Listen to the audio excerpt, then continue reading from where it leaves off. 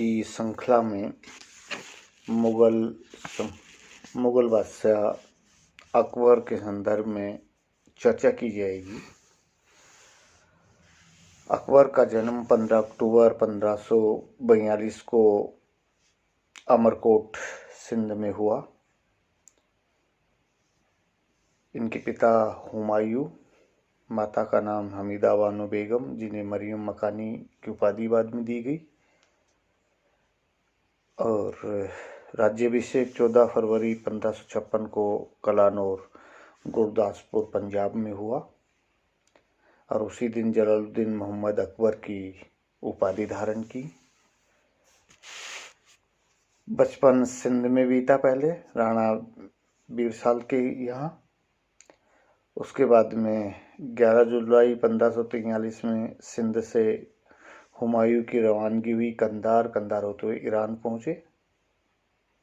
अकबर को 5 वर्ष की आयु में शिक्षा का प्रबंध हुमायूं के द्वारा किया गया, लेकिन अकबर की शिक्षा में कोई रुचि नहीं थी। उसकी अभिरुचि शिकार, घुड़सवारी, तीरंदाजी व तलवार चलाना आदि में थी। उसमें उसने निपुणता हासिल की। बुद्धि से बहुत तीव्र था और सूफी संतों की रहस्यवादी कविताओं को कंठस्थ करता था। राजकाज में रुचि थी।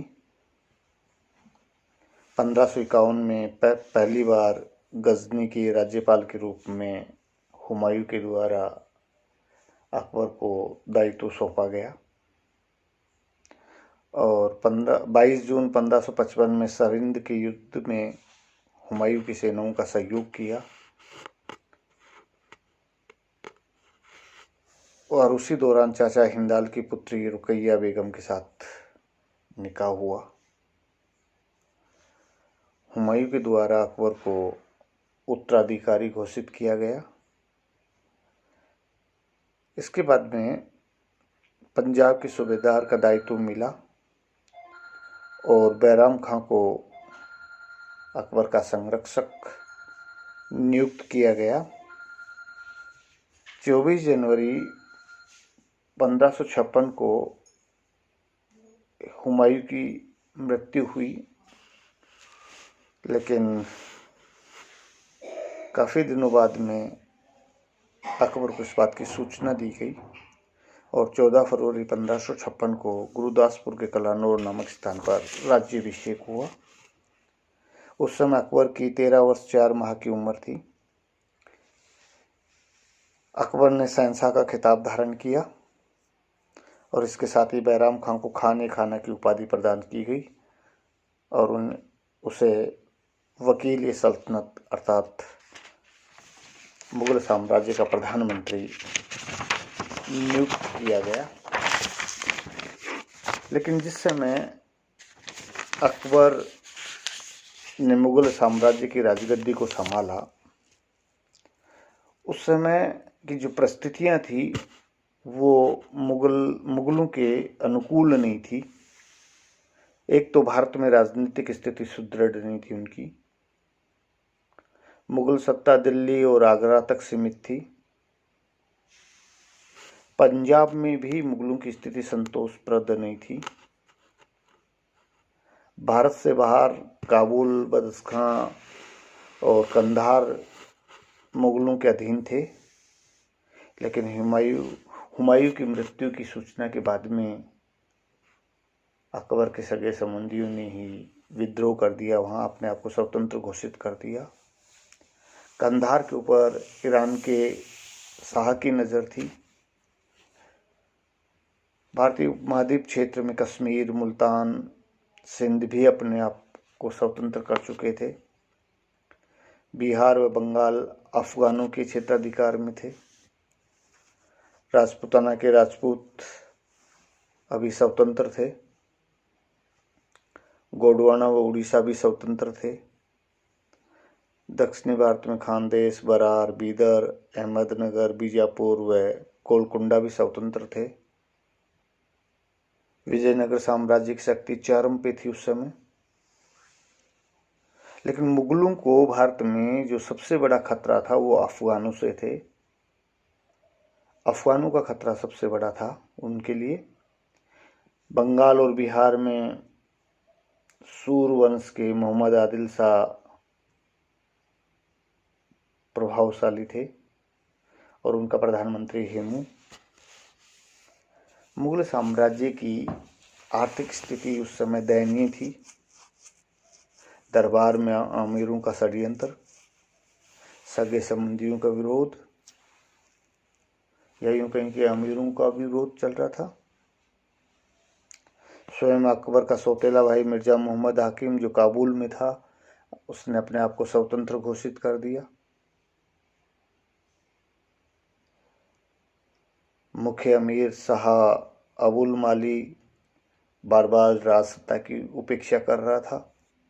इन परिस्थितियों में, इन कठिनाइयों में अल्प आयु में अकबर ने मुगल साम्राज्य की बागडोर संभाली। 1556 से लेकर 1560 तक अकबर बैराम खां की संरक्षता में रहा। इसी दौरान 5 नवंबर 1556 को पानीपत का द्वितीय युद्ध हुआ, जिसमें अकबर और हेमू के मध्य ये युद्ध हुआ। परिणाम अकबर की विजय हुई, सूर वंश का अंत हो गया। 1559 में सिकंदर सूर की मृत्यु के साथ में सूर वंश का बोलबाला खत्म हुआ। पंजाब, अजमेर, ग्वालियर और जौनपुर को विजित कर मुगल साम्राज्य में शाही सेनाओं के द्वारा मिलाया गया। अब तक बैराम खां जो संरक्षक बना हुआ था, 1560 के बाद में उसका भी पतन हो गया। उसके कारण जो रहे, एक तो स्वयं बैराम खां का व्यक्तित्व, उसकी पक्षपातपूर्ण नीति, शिया और सुन्नी का मतभेद, स्वयं अकबर की महत्वाकांक्षा। अंततः 31 जनवरी 1561 को गुजरात के पाटन में एक अफगानी युवक द्वारा बैराम खां की मृत्यु कर दी गई, हत्या कर दी गई। उसके शिविर को लूट लिया गया, उसके परिवार के सदस्यों को पकड़ा गया, लेकिन उसकी विधवा सलीमा बेगम जैसे तैसे करके बच के वहाँ से भाग निकली और बाद में उसने अकबर से विवाह किया। बैराम खां का पुत्र अब्दुल रहीम, जिसका पालन पोषण बाद में अकबर ने किया, बाद में उसको खान ए खाना की उपाधि दी गई।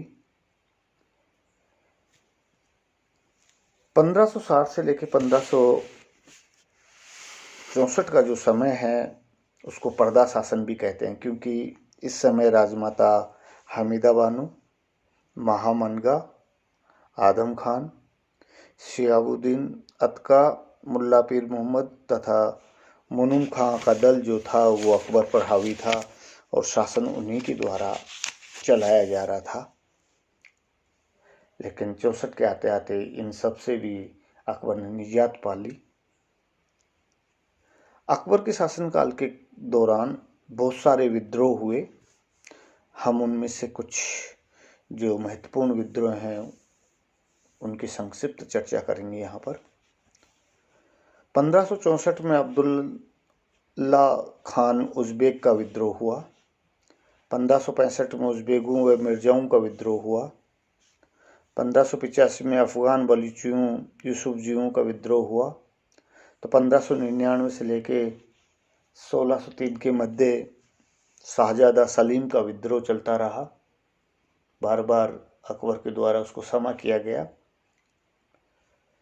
अपनी समस्याओं से निजात पाने के बाद में अकबर ने मुगल साम्राज्य के विस्तार की योजना बनाई और एक के एक बाद एक भारतीय क्षेत्रों में विभिन्न युद्ध उसकी शाही सेनाओं के द्वारा उसके सेनापतियों के नेतृत्व में लड़े गए। 1561 में मालवा अभियान चलाया गया और अंततः मालवा ने अधीनता स्वीकार कर ली। 1561 में चुनार के ऊपर आक्रमण किया गया, अफगानों से चुनार को छीना गया। इसके बाद में आमेर की तरफ ध्यान दिया राजपूताना में, और 6 फरवरी 1562 को आमेर के शासक भारमल ने स्वेच्छा से अपनी पुत्री का विवाह अकबर के साथ में करके अधीनता स्वीकार कर ली। इतिहास में उसको हरकाबाई उर्फ जोधाबाई के नाम से जाना जाता है।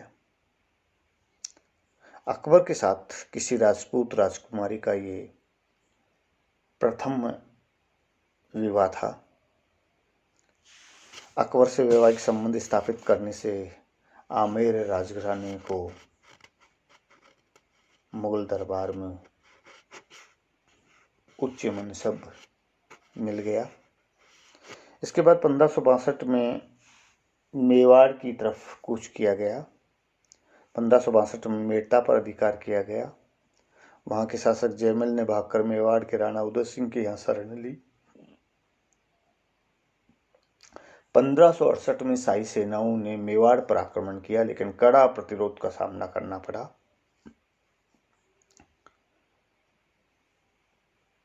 इसके बाद में निरंतर मेवाड़ युद्धरत रहा। उदय सिंह की 1572 में मृत्यु हुई। उसके बाद राणा प्रताप 1597 तक बराबर अकबर की सेनाओं से जूझते रहे। 1564 में गोंडवाना की विजय हुई, 1569 में रणथंभौर की विजय हुई और 1569 में ही कालिंजर विजय की गई। 1570 के आते आते जोधपुर एवं बीकानेर ने मुगलों की अधीनता स्वीकार कर ली और 1517 में जैसलमेर के राव लहर राय ने अपनी पुत्री का विवाह अकबर से किया। 18 जून 1576 को महाराणा प्रताप और मुगल सेनाओं के मध्य हल्दी घाटी का युद्ध लड़ा गया। इस युद्ध में मेवाड़ को क्षति उठानी पड़ी, लेकिन मुगल मेवाड़ पर पूर्ण आधिपत्य स्थापित नहीं कर पाए। 1577 में पुनः हमला हुआ, लेकिन कोई युद्ध नहीं हुआ। निरंतर प्रताप के द्वारा शाही सेनाओं से मुठभेड़ लेते रहने के कारण चित्तौड़ को छोड़कर शेष भाग में प्रताप के अधिकार क्षेत्र में रहा। 1572-73 में गुजरात की विजय की गई। 1574 से 76 के मध्य बिहार और बंगाल पर शाही सेना ने कब्जा किया। 1581 में काबुल को विजित किया गया। 1585 और 86 के मध्य कश्मीर को विजय किया गया। 1595 में कंधार को विजय किया गया और 1595 में बलूचिस्तान को जीता गया। 1591 में सिंध विजय हुई। 92 में उड़ीसा को विजित किया गया, लेकिन 1599 में अकबर के पुत्र मुराद और 1607 में 1602 में दानियल की मृत्यु के कारण अकबर को गहरा झटका लगा। इसी दौरान 19 अगस्त 1602 को शाहजादा सलीम की इशारे पर वीर सिंह बुंदेला द्वारा अबुल फजल की हत्या करना। 1593 में शेख मुबारक की मृत्यु। 1595 में फैजी की मृत्यु। ये अकबर के लिए अत्यंत दुखदायी रही और उसका परिणाम ये हुआ कि अक्टूबर 25-26 की मध्य रात को 1605 में अकबर की मृत्यु हो गई। आगरा के निकट सिकंदरा में अकबर को दफनाया गया और मृत्यु के बाद में अकबर को अर्श आसियानी अर्थात स्वर्ग में रहने वाला कहा गया।